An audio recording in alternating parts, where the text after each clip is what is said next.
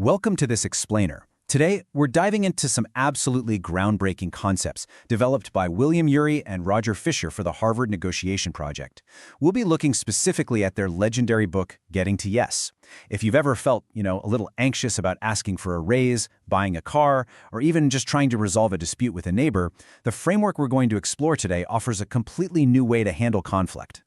But look, before we get into the actual mechanics, we've got to address a pretty toxic mindset first. The question of who is winning. If you walk into any negotiation asking yourself who's winning or losing, well, you've honestly already lost.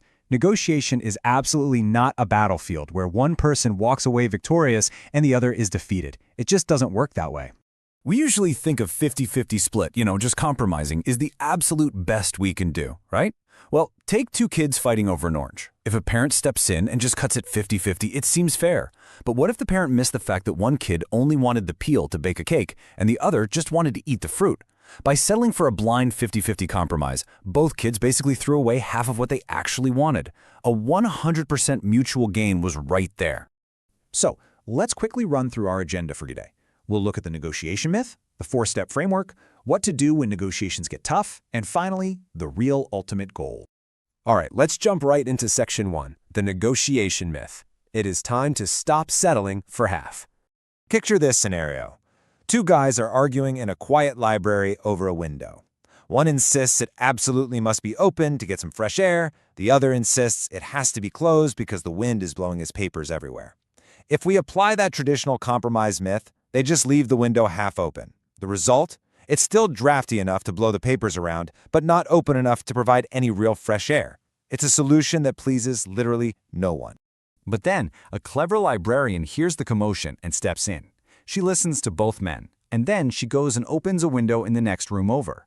This brings in the fresh air the first guy wanted, without causing the draft that the second guy hated. By refusing to settle for a simple compromise, she found a way to leave both sides perfectly happy. Okay, moving right along to Section 2, let's look at the four-step framework, also known as the Harvard method. This four-step framework gives us a highly structured, repeatable process for practically any negotiation. Whether you're dealing with a tough landlord, a strict boss, or a contractor, these four steps are basically your ultimate toolkit. Step 1 requires a major shift in how you think. Instead of arguing over surface-level positions, actually, scratch that. Instead of just making rigid demands like, I want the window open, the authors suggest uncovering the hidden underlying interests. How? By simply asking the other person why. Why do they want the window open? Oh, they just want fresh air. Once you shift from positions to interests, entirely new solutions suddenly become visible. Now, Step 2 tells us to use objective criteria. Let's say two people are arguing over how to divide a cake. Instead of bickering, use a fair standard. One person cuts the cake, and the other person gets to pick their slice first. The cutter is obviously going to make it perfectly even so they don't get stuck with a smaller piece. Out in the business world, objective criteria look like market prices, legal requirements, or expert opinions. It takes the emotion out and shifts the argument from what I want to what the objective rules say. Step 3 is all about freely brainstorming and inventing creative options for mutual gain. This is where you got to remember those kids with the orange.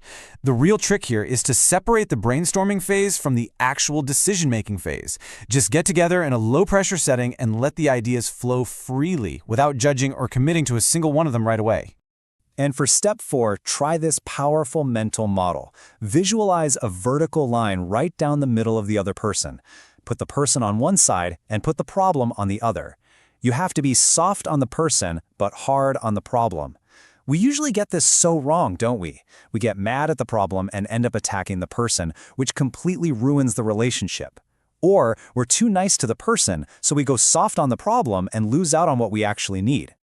Building on that idea of being soft on the people, here is an incredible statistic.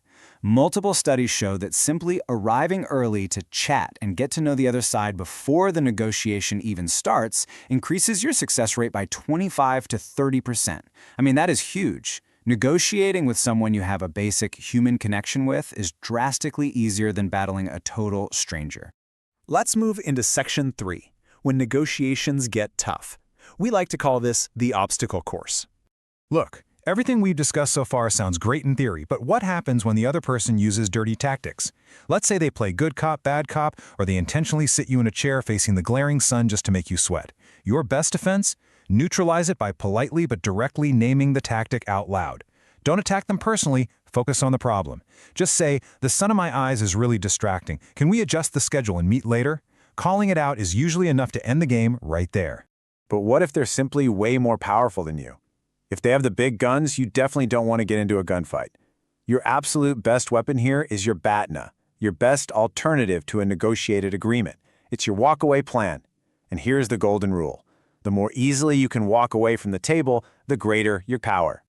Think about it like this.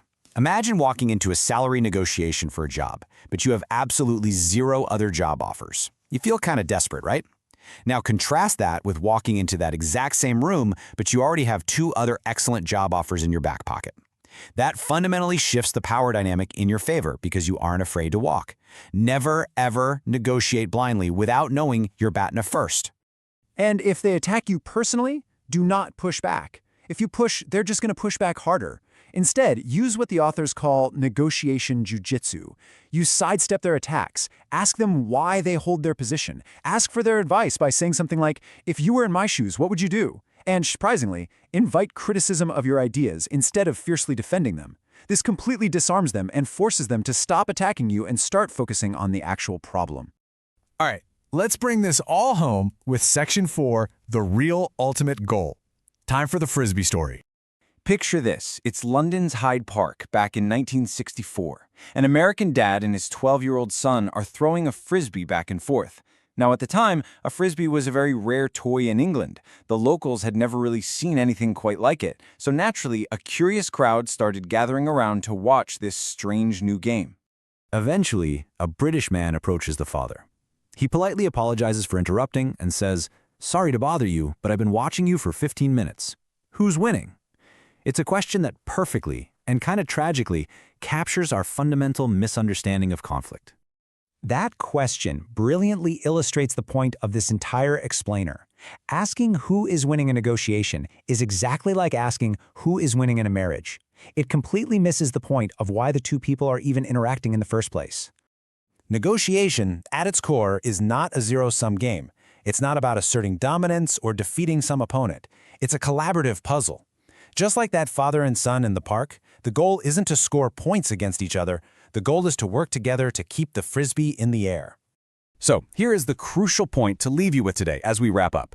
Next time you sit down at the table, whether it's for a high-stakes business deal or just deciding what movie to watch with your partner, ask yourself, are you still going to try to win, or are you finally ready to actually solve the problem together?